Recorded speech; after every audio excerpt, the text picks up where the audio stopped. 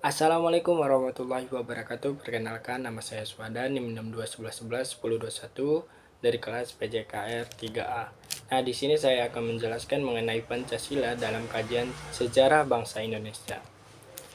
Pengertian dan pentingnya Pancasila dalam kajian sejarah bangsa Indonesia. Pentingnya Pancasila dalam sejarah bangsa Indonesia menunjukkan dari sebagai berikut. Yang pertama, Pancasila merupakan produk otentik pendiri negara Indonesia, the founding father. Yang kedua, nilai Pancasila bersumber dan digali dari nilai agama, kebudayaan, dan adat istiadat. Yang ketiga, Pancasila merupakan pandangan bangsa dan dasar filsafat kenegaraan. Nah, pentingnya Pancasila dalam sejarah bangsa Indonesia menunjukkan seperti berikut. Yang pertama, betapapun lemahnya pemerintahan suatu rejim, tetapi Pancasila tetap bertahan dalam kehidupan bernegara dan berbangsa. Nah, yang betapapun ada upaya untuk mengganti Pancasila sebagai ideologi bangsa, tetapi terbukti Pancasila merupakan pilihan terbaik bagi bangsa Indonesia. Yang selanjutnya yaitu Pancasila merupakan pilihan yang terbaik bagi bangsa Indonesia karena bersumber dan digali dari nilai-nilai agama, kebudayaan, adat, istiadat yang hidup dan berkembang di bumi Indonesia ini. Nah, sejarah Pancasila pra kemerdekaan. Pada masa kerajaan Sriwijaya. Pada hakikatnya, nilai-nilai budaya bangsa semasa kejayaan Sriwijaya telah menunjukkan nilai-nilai Pancasila seperti berikut. Yang dalam sila pertama terwujud dengan adanya umat agama Buddha dan Hindu hidup berdampingan secara damai. Dalam sila kedua, terjalinnya hubungan antara Sriwijaya dan India, dinasti Harsa, yang di dalam sila ketiga sebagai negara maritim, Sriwijaya telah menerapkan konsep negara kepulauan sesuai dengan konsepsi wawasan Nusantara. Yang sila keempat, Sriwijaya telah memiliki kedaulatan yang sangat luas. Yang sila kelima, Sriwijaya menjadi pusat pelayanan dan perdagangan sehingga kehidupan rakyatnya sangat makmur. Pada masa kerajaan Majapahit, dalam sila pertama yaitu sila ketuhanan yang Maha Esa terwujud pada kehidupan Hindu dan Buddha yang damai. Sila kemanusiaan terwujud yaitu hubungan Raja Hayam Wuruk dengan baik dengan kerajaan Tiongkok, Ayodhya, Campo, dan Kamboja.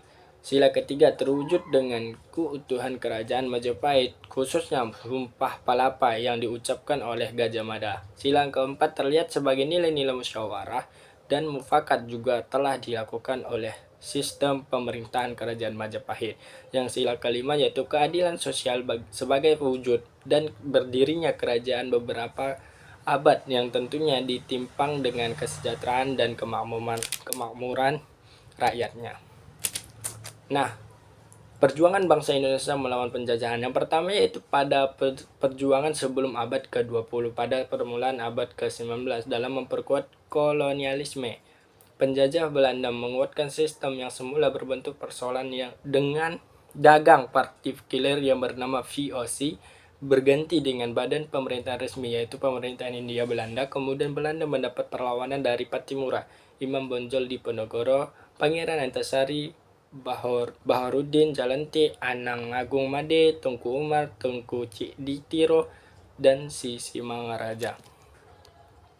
Ada kebangkitan nasional 1908 pada permulaan abad ke-20 bangsa Indonesia mengubah cara-caranya dalam melakukan serangan terhadap penjajahan Belanda. Berbagai organisasi yang bergerak dalam bidang pendidikan dan sosial. Organisasi pertama yang didirikan oleh Dr.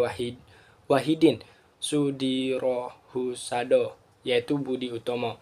Nah, selanjutnya ada Sumpah Pemuda 1928. Pada tanggal 28 Oktober 1928, pemuda Indonesia yang dipelopori oleh Muhammad Yamin, Kuncoro Purbapronoto dan nilai-nilai mengumandangkan Sumpah Pemuda yang berisi pengakuan akan adanya bangsa Indonesia, tanah air, dan bahasa satu yaitu bahasa Indonesia. Nah, pada hasil sidang BPU PKI ke-1 pada tanggal 29 Mei 1 Juni sampai 1 Juni 1945.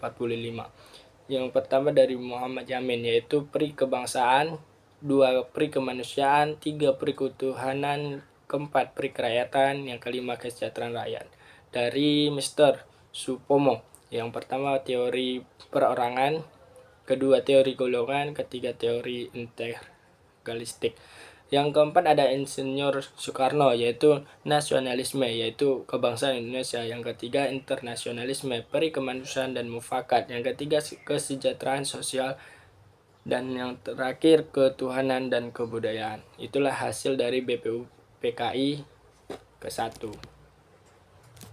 Nah, sejarah Pancasila pasca kemerdekaan. Pada tahun 1950-an muncul inisiatif dari sejumlah tokoh yang hendak melakukan interpretasi ulang terhadap Pancasila. Saat itu muncul dua perbedaan. Yang pertama, beberapa tokoh berusaha menempatkan Pancasila lebih dari sekedar kompromi politik atau kontrak sosial. Yang kedua, mereka yang menganggap Pancasila sebagai kompromi politik. Nah, pada masa Orde Lama, pada tanggal 5 Juli 1959, Insinyur Soekarno mengumumkan dekret presiden yang berisi pembukaan konstituante. Yang kedua, Undang-Undang Dasar 1945 kembali berlaku. Yang ketiga, pembentukan Majelis Permusyawaratan atau MPR sementara. Dinamika Pancasila pada Orde Lama berlangsung antara tahun 1959 sampai 1966.